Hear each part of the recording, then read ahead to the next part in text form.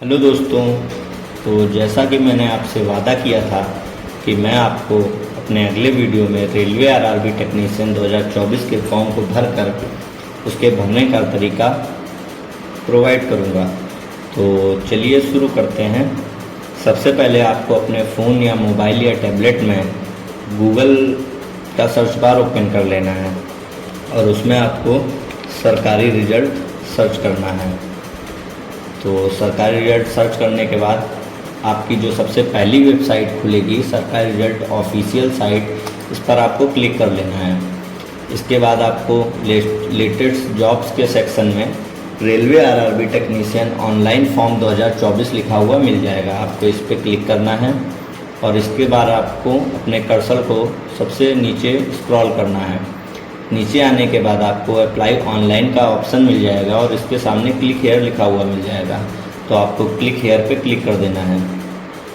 Click here करने के बाद आपको सीधे रेलवे आरआरबी ऑफिशियल वेबसाइट पर पहुंचा दिया जाएगा। यहां पर आपको अप्लाई के ऑप्शन पे जाना है और यहां पे आपको दो ऑप्शन मिलेंगे, क्रिएट एन अकाउंट और ऑलरेडी हैव एन अकाउंट। तो क्रिएट एन अकाउंट उनके लिए है जिन्होंने अभी तक रेलवे की ऑफिशियल वेबसाइट से कोई भी फॉर्म नहीं फिल किया है।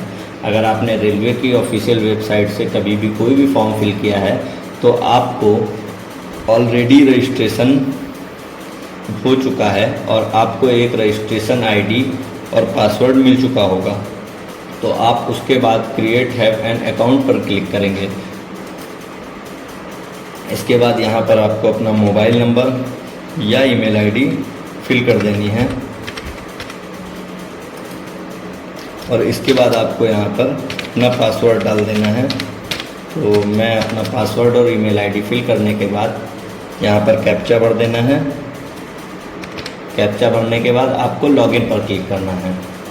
लॉगिन पर क्लिक करने के बाद आपको आपकी पुराने फॉर्म के हिसाब से सारी डिटेल्स पहले से भरी भराई मिल जाएंगी। आपको यहाँ ऑनलाइन एप्लीकेशन पर क्लिक करना है और आप जो भी फॉर्म भरना चाहते हैं उस पर आपको क्लिक करना है।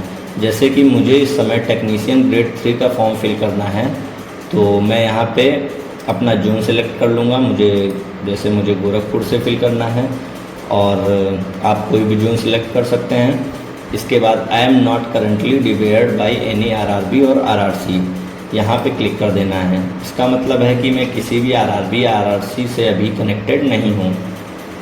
इसके बाद आपको नेक्स्ट पर क्लिक कर देना है। नेक्स्ट पर क्लिक करते ही आपके सामने आपका फॉर्म खुलकर आ जाएगा। आपको अपनी यहाँ पर जो पर्सनल डिटेल्स दी हुई हैं, जो आपने रजिस्ट्रेशन के समय डाली थी, वो डार्क करके दी हुई हैं। आपको वो सारी चेक कर लेनी है। चेक करने के बाद यहाँ से आप अपना फॉर्म फिल करना शुरू कर सकते हैं। यहाँ पे आपको आपका मैरिटल स्टेटस डालना है, जो कि आप मैरिड हैं या अनमैरिड। तो मैं अनमैरिड हूँ। उसके बाद आपको अपना रिलीजियन डालना है, आप किस रिलीजियन से बिलोंग करते हैं। इसके बाद आपको एग्ज़ामिनेशन की लैंग्वेज सेलेक्ट करनी है। आप हिंदी में अपना एग्ज़ाम देना चाहते हैं या बंगाली में या इंग्लिश में, आप जो भी लैंग्वेज से बिलोंग करते हैं आप अपनी लैंग्वेज यहाँ सेलेक्ट कर लेंगे। इसके बाद रेलवे आपसे 2 वेरिफिकेशन मार्क मांगता है, जो कि आपकी बॉडी में कहीं पे भी आइडेंटिफिकेशन मार्क हो तो आप यहाँ पे डाल सकते हैं। जैसे कि मैंने यहाँ पे अपने 2 मार्क्स डाल दिए हैं। इसके बाद आपको अपनी कम्युनिटी सेलेक्ट करनी है, आप किस कम्युनिटी से बिलोंग करते हैं। ये चूज़ करने के बाद यहाँ पे आपको अपना एड्रेस भर देना है। प्रेजेंट एड्रेस भरने के बाद अगर आपका परमानेंट एड्रेस सेम है तो आप यहाँ पर क्लिक कर देंगे। अगर आप क्लिक करते हैं तो आपका प्रेजेंट एड्रेस ही परमानेंट एड्रेस में ऑटोमेटिक फिल हो जाएगा। इतना करने के बाद आप इसको सेव कर लीजिएगा और नेक्स्ट पे क्लिक कर दीजिएगा। मैं आपको फॉर्म भरना स्टेप बाय स्टेप बता रहा हूँ। मेरा फॉर्म ऑलरेडी भरा हुआ है, लेकिन आप इससे ये देख सकते हैं कि आपको फॉर्म भरना कैसे है। तो आगे इसके बाद आप जैसे ही नेक्स्ट करेंगे आप अदर डिटेल्स में पहुँच जाएंगे। अदर डिटेल्स में आपसे पूछा गया है सबसे पहले कि are you an ex serviceman. तो यदि आप एक्स सर्विसमैन हैं तो यहाँ पे यस करेंगे, वरना आप यहाँ पे नो कर देंगे। इसके बाद आप किसी भी प्रकार की डिसेबिलिटी है आपकी बॉडी में तो आप उसको यस करेंगे, वरना आप नो कर देंगे। अगर आप यस करते हैं तो आपसे कुछ डिटेल्स मांगी जाएंगी कि आपकी डिसेबिलिटी किस टाइप की है, इस सब के विषय में। इसके बाद आपका ईबीसी डिटेल्स मांगेगा। अगर आप ईबीसी सर्टिफिकेट होल्डर हैं तो आप यहाँ यस करेंगे, अन्यथा आप यहाँ नो कर देंगे। यस करने पर आपको ईबीसी सर्टिफिकेट की डिटेल्स यहाँ पे फिल करनी रहेंगी। इसके बाद आपसे details of serving railway applicant, आप अगर रेलवे में जॉब कर रहे हैं तो आप यहाँ यस करेंगे, अन्यथा नो कर देंगे। इसके बाद आपसे करंट एम्प्लॉयमेंट डिटेल्स पूछी गई है। अगर आप यदि इस समय कहीं पे जॉब कर रहे हैं तो आपको उसकी डिटेल्स यहाँ डालनी होंगी, लेकिन आप ये याद रखिएगा कि आप जो भी डिटेल्स यहाँ पे डालेंगे, अगर आपका एग्ज़ाम पास होता है तो डॉक्यूमेंट वेरिफिकेशन के टाइम आपको रेलवे को नो ऑब्जेक्शन सर्टिफिकेट प्रोवाइड करना होगा। तो मैं इस समय पीएसयू में जॉब कर रहा हूँ, तो मैंने अपनी डिटेल्स यहाँ फिल कर दी है। अगर आप कहीं जॉब नहीं कर रहे हैं तो आप यहाँ पे नॉट एप्लीकेबल डाल सकते हैं। यदि आप सेंट्रल गवर्नमेंट के एम्प्लॉय हैं तो यहाँ पे सेंट्रल गवर्नमेंट सेलेक्ट कर लेंगे, स्टेट गवर्नमेंट के एम्प्लॉय हैं तो स्टेट गवर्नमेंट सेलेक्ट कर देंगे। जो भी हैं आप अपनी डिटेल्स यहाँ डाल सकते हैं। इसके बाद आपसे पूछा गया है कि आपने अप्रेंटिस कोर्स कंप्लीट किया है। तो यदि आपने अप्रेंटिस कोर्स कंप्लीट किया है तो आप यहाँ यस करेंगे। नेम ऑफ द ट्रेड, यहाँ पे आपको अपनी ट्रेड चूज़ कर लेनी है। तो आपको देखना है कि आपकी ट्रेड यहाँ पे शो हो रही है या नहीं। तो मैंने इसको चेक किया, मुझे इसमें मेरी ट्रेड शो नहीं हुई, इसलिए मैं इसको नो कर देता हूँ। आपको यहाँ यस या नो करने में कोई टेंशन लेने की ज़रूरत नहीं है क्योंकि जो रेलवे है वो एससीवीटी या एनसीवीटी की मांग नहीं करता है, उसको सिर्फ आपकी आईटीआई से मतलब है। इसके बाद यहाँ पर आप अपनी बैंक डिटेल्स डाल देंगे जिसमें आपकी फ़ीस रिफ़ंड होगी, क्योंकि रेलवे आपकी मैक्सिमम फ़ीस को रिफ़ंड कर देता है, बस आपको एग्ज़ाम में प्रेजेंट होना होता है। तो ये सारी डिटेल्स फिल हो जाने के बाद आप यहाँ सेव पर क्लिक करेंगे। सेव हो जाने के बाद आप नेक्स्ट पर क्लिक करेंगे। नेक्स्ट पर क्लिक करने के बाद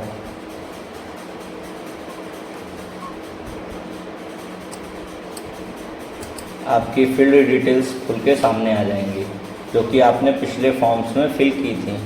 यदि आपकी कोई डिटेल खुल के सामने नहीं आ रही है तो यहाँ आप क्वालिफ़िकेशन पे जाकर सेलेक्ट पर क्लिक करेंगे और आप अपनी डिटेल्स, जो भी डिटेल्स डालनी है, आईटीआई की, 10+2 की या हाई स्कूल की या फिर एनएसी की, वो आप यहाँ डाल सकते हैं। तो जैसे मैं आपको एनएसी की डिटेल्स डाल के दिखा देता हूँ। तो मैंने यहाँ पे एनएसी सेलेक्ट कर लिया है। ट्रेड में मैं अपनी ट्रेड सेलेक्ट कर लूँगा। तो ट्रेड सेलेक्ट करने के बाद मैं यहाँ पर स्टेट सेलेक्ट कर लूँगा जहाँ से मैंने अपनी अप्रेंटिस कंप्लीट की है और किस डिस्ट्रिक्ट से मैंने अपनी अप्रेंटिस कंप्लीट की है। तो मैं यहाँ पे गौतम बुद्ध नगर में था अप्रेंटिस करते टाइम। नेम ऑफ इंस्टीट्यूट, तो आपने जहाँ से अप्रेंटिस कंप्लीट की है वो आप यहाँ डाल देंगे। तो मैंने भारत पेट्रोलियम से अपनी अप्रेंटिस को कंप्लीट किया है।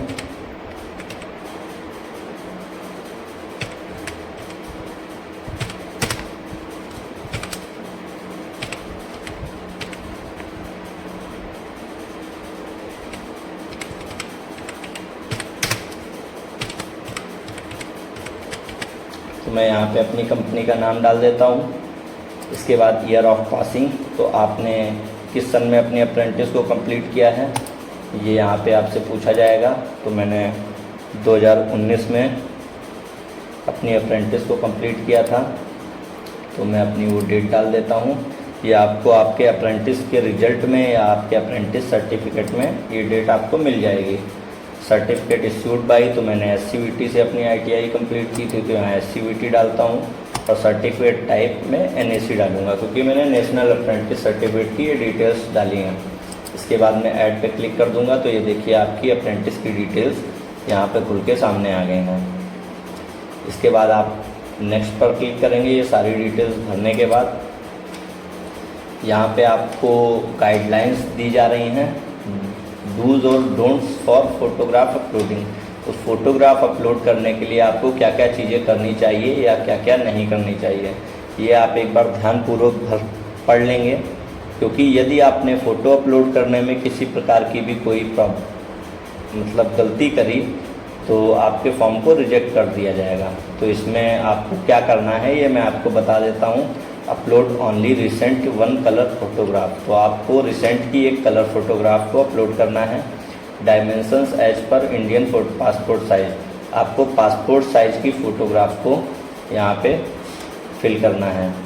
Background of the photograph should be in plain white and the dress should be in dark colour, आपको प्लेन वाइट बैकग्राउंड की फ़ोटोग्राफ को यहाँ पे लगाना है और जिस पे डार्क कलर की आपने शर्ट पहनी हो।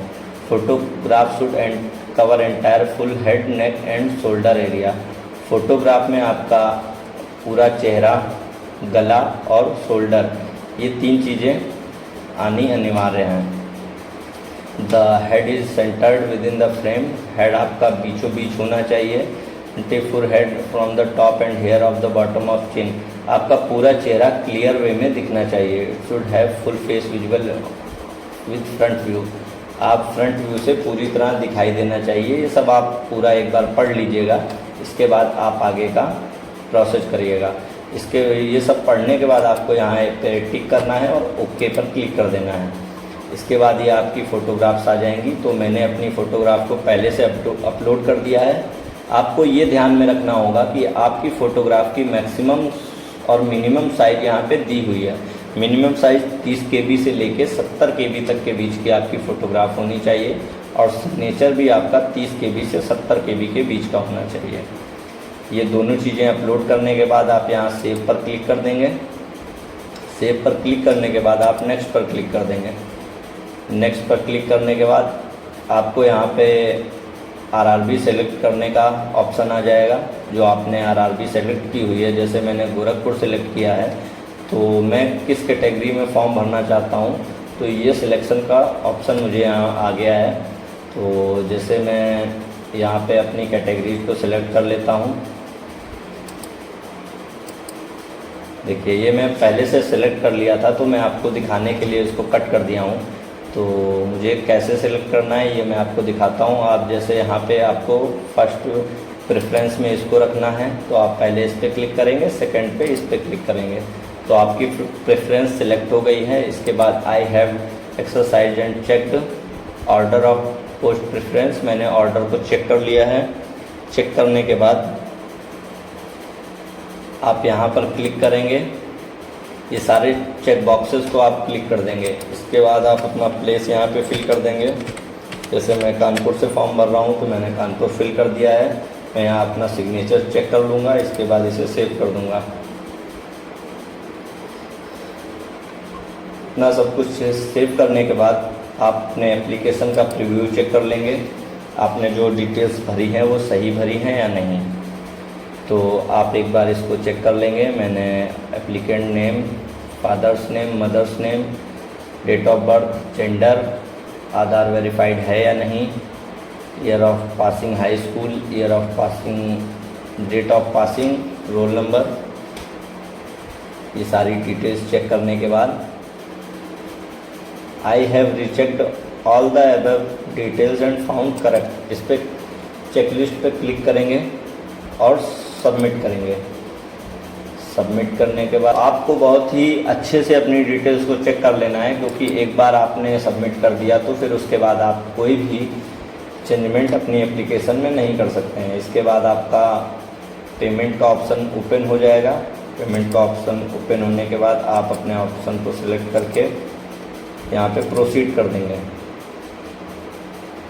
प्रोसीड करने के बाद आपको किस तरीके से पेमेंट करनी है वो आप सेलेक्ट कर लेंगे। जैसे मुझे UPI ID के थ्रू पेमेंट करनी है, अपनी UPI ID यहाँ पर फिल कर देंगे और फिल करने के बाद वैलिडेट UPI ID पर क्लिक करेंगे। UPI ID वैलिडेट होने के बाद आप पे नाउ पे क्लिक करेंगे।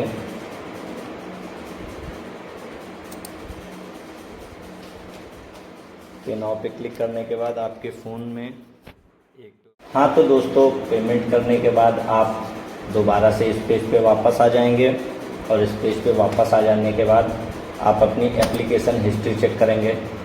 यहाँ पे आपने ALP के जितने भी फॉर्म भरे हैं तो वो आपको यहाँ पे दिखाई दे जाएंगे। सॉरी, RRB के जितने फॉर्म भरे हैं वो आपको यहाँ पे दिखाई दे जाएंगे। जैसे मैंने अभी रेलवे टेक्नीशियन का फॉर्म भरा है, तो वो यहाँ पे दिखाई दे रहा है एप्लीकेशन स्टेटस। अभी एप्लीकेशन मेरी पेंडिंग में है, पेमेंट प्रोसेसिंग में लगी है। जैसे ही मेरी पेमेंट ओके हो जाएगी, यहाँ पे एप्लीकेशन स्टेटस एक्सेप्टेड लिख के आ जाएगा। तो ये वीडियो मेरा देखने के लिए आपका बहुत बहुत धन्यवाद। आप मुझे लाइक, शेयर और सब्सक्राइब करें, ताकि मैं समय समय पर आपके लिए इस तरह की और भी वीडियोस सामने लाता रहूं।